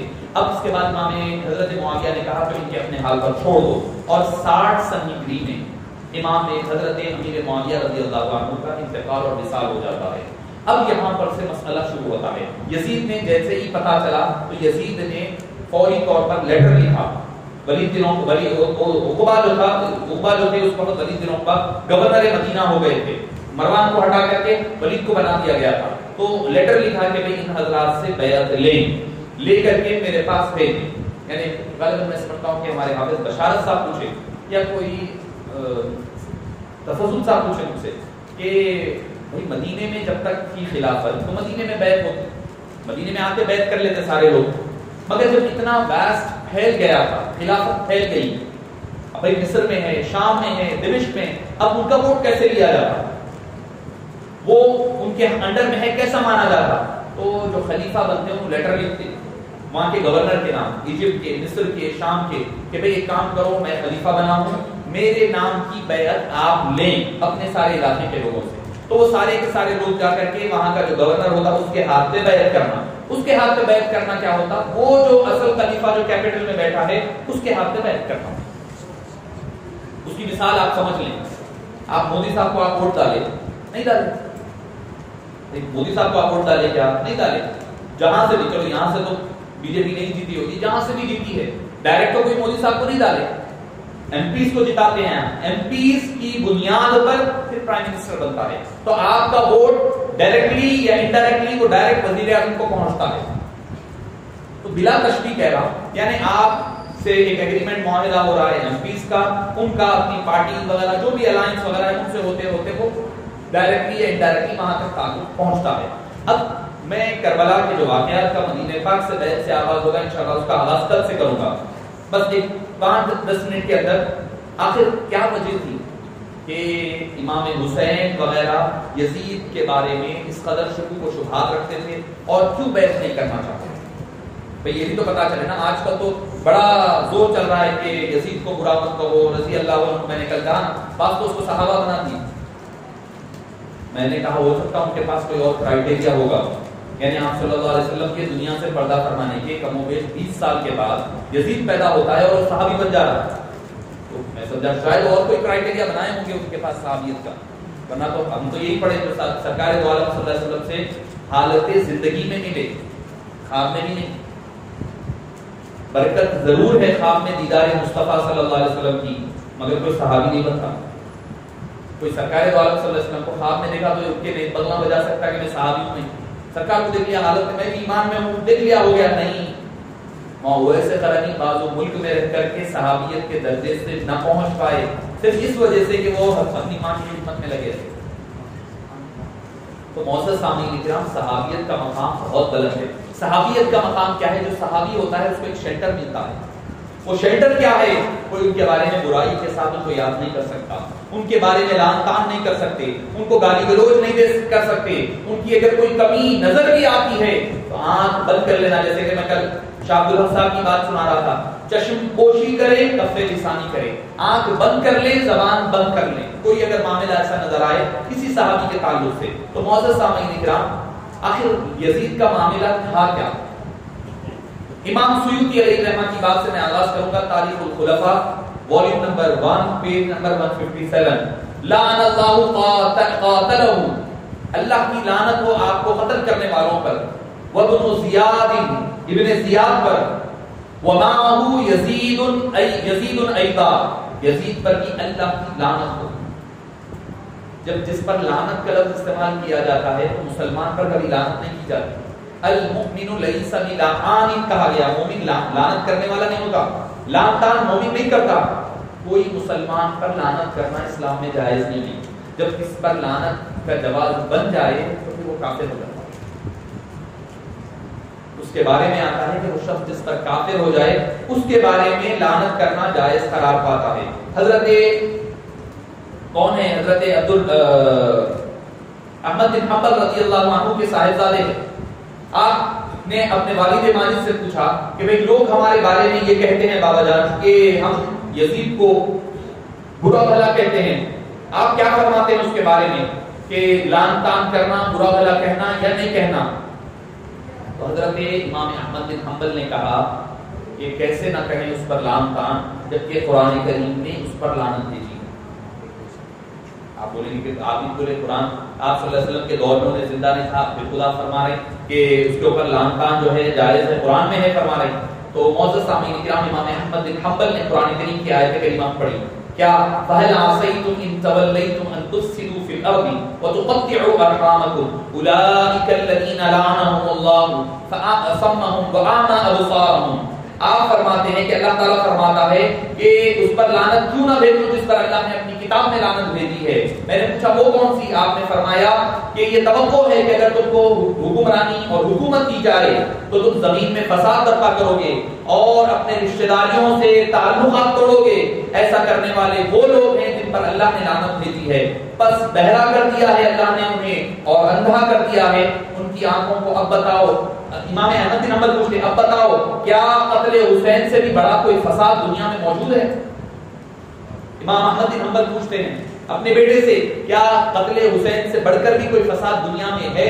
عام لوگوں کے بارے میں یہ ہے کہ جو رشتہ داریاں کاٹے، قتل و غارت گیری کرے، ان پر اللہ کی لعنت ہے. یہ تو حضور اکرم صلی اللہ علیہ وسلم کے رفت جگر ہے. اور آپ نے پھر قرآن کریم کی وہ آیت کریمہ بھی تلاوت فرمائی جس میں کہ فرمایا ان الذین یؤذون اللہ ورسولہ لعنہم اللہ فی الدنیا والآخرہ. جو اللہ اور اللہ کے رسول کو اذیت دے، اللہ اور اللہ کے رسول کو اذیت دے، لعنہم اللہ فی الدنیا والآخرہ، تو ان پر دنیا میں بھی لعنت ہے، آخرت میں بھی لعنت ہے. وَأَعَدَّ لَهُمْ عَذَابًا مُهِينًا، اور ان کے لیے دردناک عذاب ہے. آپ یہ دیکھیں، میں آپ کو بھی ایک مثال دیا، حضرت امام حسن چلتے چلتے آ رہے ہیں، حبیب پاک صلی اللہ علیہ وسلم نے اس کا زمین پر گرنا گوارا نہیں کیا، اتنی تکلیف آپ نے گوارا نہیں کیا. ایک مرتبہ سفر پر جا رہے ہیں، حضرت بی بی فاطمہ بھی سفر میں ساتھ ہیں، حضرت امام حسین کے رونے کی آواز آئی. حبیب پاک صلی اللہ علیہ وسلم نے فرمایا اے فاطمہ کیا بات ہے، حسین کیوں رو رہے ہیں؟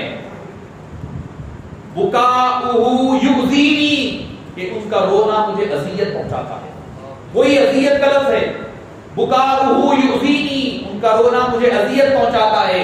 قرآن کہتا ہے ان الذین یؤذون اللہ ورسولہ لعنہم اللہ، جو اللہ اور اللہ کے رسول کو اذیت دے، صرف مصطفیٰ حسین کا رونا مصطفیٰ کو اذیت پہنچائے، اس حسین کا خون گرنا، ان کا گلا کٹنا، ان کا سر کا جسم سے جدا ہو جانا، ان کے جسم مبارک پر گھوڑوں کی ٹانگوں سے چلانا، ان کو بھوکے پیاسے رکھنا، ان کے نہنتے بچوں کو شہید کرنا، ان کے سر مبارک کو نیزوں پر اٹھانا، کیا یہ مصطفیٰ کو اذیت نہیں دیتا؟ کیا یہ مصطفیٰ جان رحمت کی اذیت کا باعث ہے یا نہیں ہے؟ معزز سامعین کرام، حبیب پاک صلی اللہ علیہ وسلم کو بی بی فاطمہ نے کہا اے ابا جان، اے یا رسول اللہ، حسین کو پیاس لگی ہے، پانی نہیں ہے. حبیب دعوت صلی اللہ علیہ وسلم نے فرمایا صحابہ کو دوڑایا، اے میرے صحابہ دوڑو، جا کر کے پانی لے کر کے آؤ، میرے حسین کو پیاس لگی ہے. صحابہ کرام تلاش کرے، کہیں پر پانی نظر نہیں آیا. حبیب پاک سارے اپنے کشکول ڈھونڈنے لگے، مشکیزیں نکالنے لگے، کہیں پر پانی نظر نہیں آیا. حبیب دعوت صلی اللہ علیہ وسلم تشریف لے گئے، کہا بچے کو لے آؤ، حسین کو، اپنی زبان مبارک کو ان کی زبان مبارک کے ساتھ ان کے منہ مبارک میں دے دیا. کہا کہ اے حسین چوس لو، اور اپنی زبان مبارک کو ان کے منہ مبارک میں دے کر کے اپنی زبان چسا کر کے ان کی پیاس کو بجھایا. مصطفیٰ کو اتنی پیاس حسین کی برداشت نہ ہو، اس حسین کو 3 دن اور 3 راتوں تک بھوکا اور پیاسا رکھنا کیا حبیب کو اذیت نہیں پہنچایا؟ معزز سامعین کرام، جو حبیب پاک صلی اللہ علیہ وسلم کی آل پاک کے غم میں غم نہیں مناتا ہے تو اس کو اپنے ایمان کو ٹٹولنا پڑے گا. یہ میں آپ نہیں، امام احمد رضا خان علیہ رحمت و رضا بریلوی فرماتے ہیں کہ جو اس کے دل میں غم امام حسین نہ ہو، فرماتے ہیں وہ دل اللہ کی ایمان سے اور اللہ کے رسول کی محبت سے خالی ہے. تو معزز سامعین کرام، امام سیوطی علیہ رحمہ، امام علی حجویری علیہ رحمہ، داتا گنج بخش علی حجویری فرماتے ہیں جب یزید کے سامنے امام حسین کا سر مبارک لایا گیا، شاید یہ آپ روایت نہ سنے ہوں گے، یہ آپ روایت نہ سنے ہوں گے، کشف المحجوب کی روایت دادا علی حجویری علیہ رحمہ فرماتے ہیں کہ جب امام حسین کا سر مبارک لایا گیا تو ایک شخص نے امام زین العابدین سے پوچھا کہ اے امام پاک آپ لوگ کا کیا حال ہے؟ تو آپ نے فرمایا ہمارا حال بنو اسرائیل کی طرح ہے، ہم قوم موسیٰ ہے اور یہ قوم فرعون ہے، ہم قوم موسیٰ ہے اور یہ قوم فرعون ہے۔ جس طرح فرعون نے کیا کیا تھا، یذبحون ابناءهم ویستحیون نساءهم، کہ ان کے بیٹوں کو فرعون قتل کرتا بنو اسرائیل کے اور لڑکیوں کو عورتوں کو چھوڑ دیا کرتا۔ آج یزید نے بھی ہمارے ساتھ وہی معاملہ کیا، ہمارے گھر کے سارے مردوں کو قتل کر دیا، شہید کر دیا، ہمارے گھر کی خواتین کو چھوڑ دیا۔ داتا علی حجویری علیہ رحمہ کشف المحجوب میں نقل فرماتے ہیں، امام مجدد الفسانی مکتوبات مجددیہ دفتر اول میں فرماتے ہیں کہ یزید بدبخت ہے، فاسق ہے، اس پر لعنت کے بارے میں اہل سنت میں بحث ہے، اس پر لعنت بھیجنا ہے یا نہ بھیجنا ہے، مگر آپ فرماتے ہیں کہ میرا موقف یہ ہے کہ ہم اس پر لعنت کے قائل ہیں اور لعنت کرتے ہیں، کیونکہ اللہ نے فرمایا یؤذون اللہ ورسولہ، جو اللہ اور اللہ کے رسول کو اذیت دیتا ہے اس پر اللہ کی لعنت ہے۔ لعنہم اللہ فی الدنیا والآخرہ، دنیا میں بھی لعنت ہے، آخرت میں بھی لعنت ہے۔ امام احمد رضا علیہ رحمہ فرماتے ہیں کہ اس کے بارے میں 3 قول ہے، ایک نے اس کو کافر کہا، ایک جماعت نے، دوسرے نے فاسق و فاجر کہا، تیسرے نے کہا کہ خاموش اختیار کریں گے، نہ اس کو ہم کافر کہیں گے نہ مسلمان کہیں گے۔ حضرت عمر بن عبدالعزیز جو بنو امیہ کے ہی ہے، ان کے سامنے کسی نے یزید کو امیر المومنین کہا تو آپ نے اس کو لٹا کر کے اس کو 20 کوڑے لگائے، 20 کوڑے لگائے، جس نے امام حسین کے قاتل یزید کو، اب جو لوگ یزید کے بارے میں اچھا کہہ رہے ہیں کہ امام حضرت عمر بن عبدالعزیز سے بہتر ہو گئے، حضرت عمر بن عبدالعزیز کو نہیں پتا تھا کیا صحیح ہے کیا، حالانکہ ان کے اپنے خاندان کا ہے، وہ بنو امیہ کا ہے وہ شخص بھی۔ پھر اس کے بعد معزز سامعین کرام ایک حدیث پاک امام احمد نے نقل کیا، تعوذ باللہ من رأس السبعین، 60 سن ہجری کے آغاز، 70 کے آغاز کے سے میں اللہ کی پناہ مانگتا ہوں، وہ امارت الصبیان، اور لونڈوں کی حکومت سے، بچوں کی لونڈوں کی حکومت سے،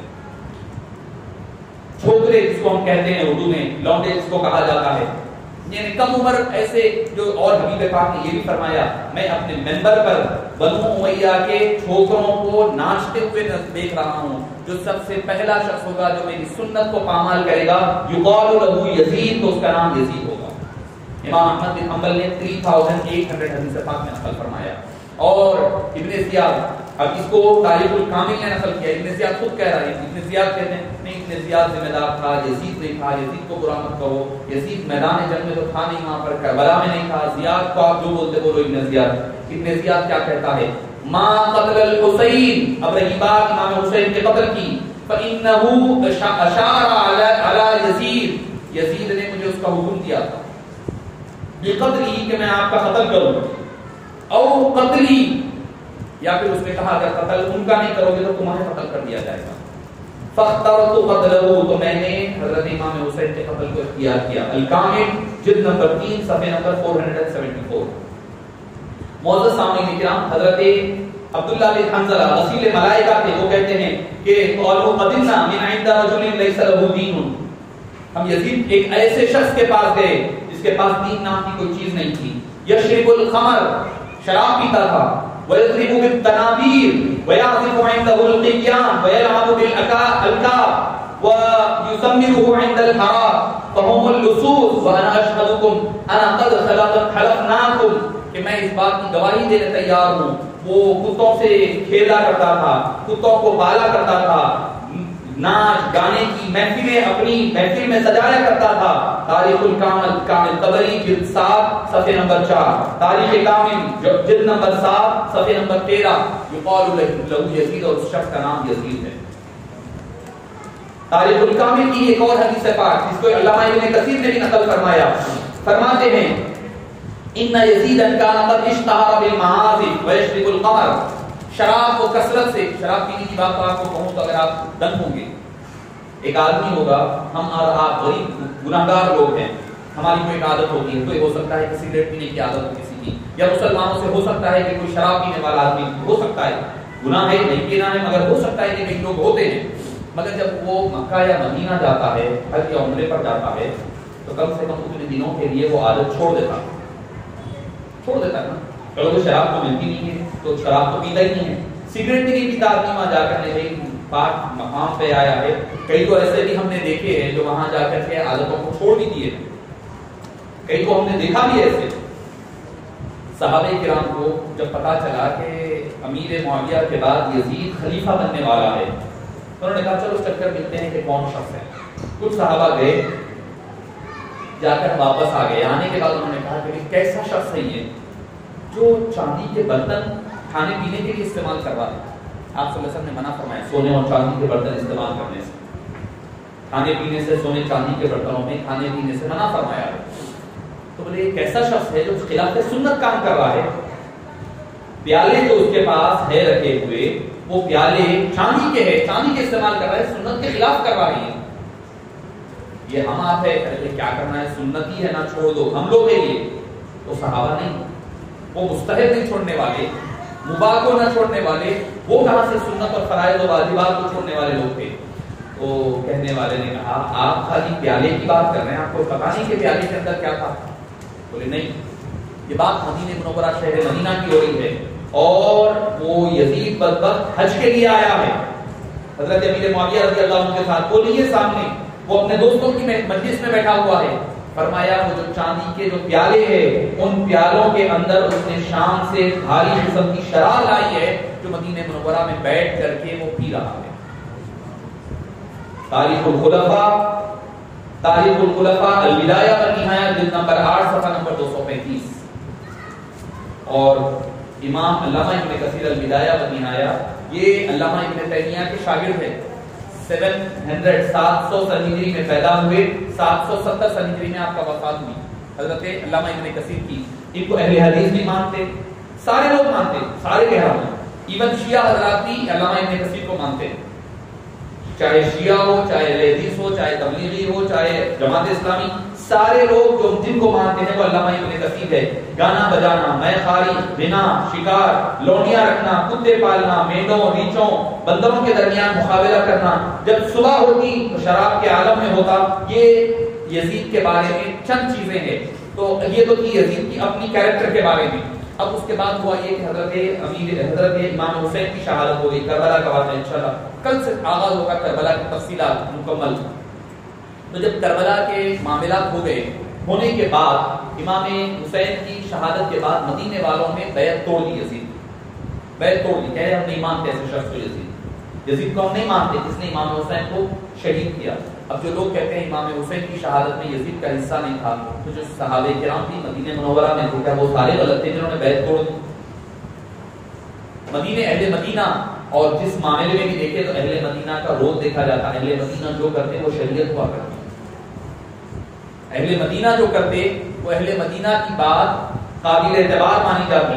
جب وہ ہو گیا، ہونے کے بعد اس نے مدینہ منورہ کے بارے میں کہا ثم احاب مسلم الذي يقول فيه السلف مسلم بن عقبہ قبحه الله من شيء السوء. البدایہ والنہایہ میں یہ ہے کہ اس نے کہا کہ میں تمہارے لیے 3 دن، جاؤ جا کر کے کہو کہ دوبارہ بیعت کرو. مدینے والوں کو جا کر کہو کہ بیعت دوبارہ کرو. کہا کہ بھئی اگر وہ مان لیتے ہیں 3 دن کا وقت دو، 3 ایام ان کو وقت دو. نہیں مانے اباح لکم کہ تمہارے لیے اجازت ہوگی، مباح ہوگا. 3 ایام کما امرہ یزید لا اجزہ اللہ خیرا، کہ میں تمہارے سے کوئی مواخذہ نہیں کروں گا، جو چاہے کر لو. کس کو؟ مصرف بن عقبہ کو کہا. اور اس کے بارے میں امام ابن کثیر خود فرماتے ہیں مدینہ شہر ہے، سرکار دو عالم صلی اللہ علیہ وسلم کا شہر مدینہ ہے. اس میں کیا ہوا؟ وَوَضَعُوا عَلَى النِّسَاءِ حَتَّى قَتَلَ أَنَّهُ حَبَلَتْ 1000 مرة في تلك الأيام من غير زواج والله أعلم. البدایہ والنہایہ جلد والیوم نمبر 1 صفحہ نمبر 221 فرماتے ہیں کہ 1000 عورتیں، یعنی اس قدر بربریت کا مظاہرہ ہوا مدینہ شہر میں. کئی تابعین کی اہلیہ ہیں، کئی بیٹیاں ہیں، کوئی صحابہ کی بیٹیاں ہیں. ان کے ساتھ یہ معاملہ ہوا کہ 1000 خواتین بغیر نکاح کے حاملہ ہو گئی.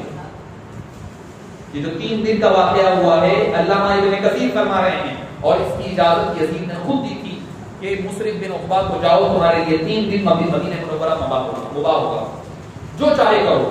ہزاروں صحابہ کرام کو قتل کیا گیا، مسجد نبوی کو بند کر دیا گیا، نمازیں بند ہو گئی، مسجد نبوی میں 3 دن تک نمازیں نہیں ہوتی رہی۔ حضرت سعید بن مسیب رضی اللہ عنہ جو تابعی ہے، صحابی تابعی ہے، وہ فرماتے ہیں کہ میں مسجد نبوی میں لوگ مجھے پاگل سمجھ کر چھوڑ دیے، میں 3 دن 3 راتیں مسجد نبوی میں چھپ کر رہا، اور 3 راتوں کے درمیان کوئی اذان دینے والا نہ تھا، کوئی نماز پڑھانے والا، کوئی آنے ہی تیار نہیں تھا۔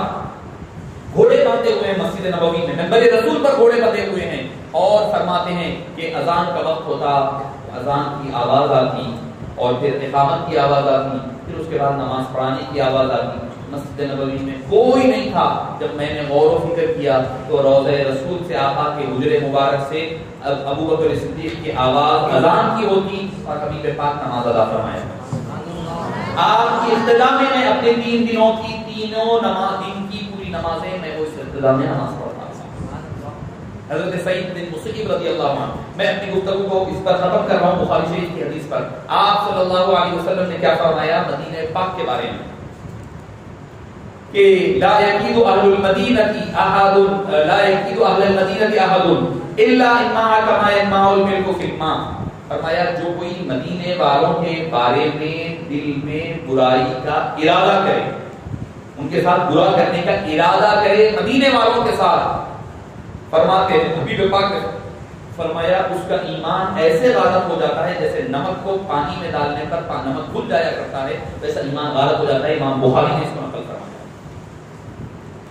من اخاف، حبیب پاک نے دوسری حدیث میں فرمایا من اخاف اہل المدینہ ظلما اخافہ اللہ وعلیہ لعنۃ اللہ والملائکۃ والناس اجمعین لا يقبل اللہ منہ یوم القیامۃ صرفا ولا عدلا۔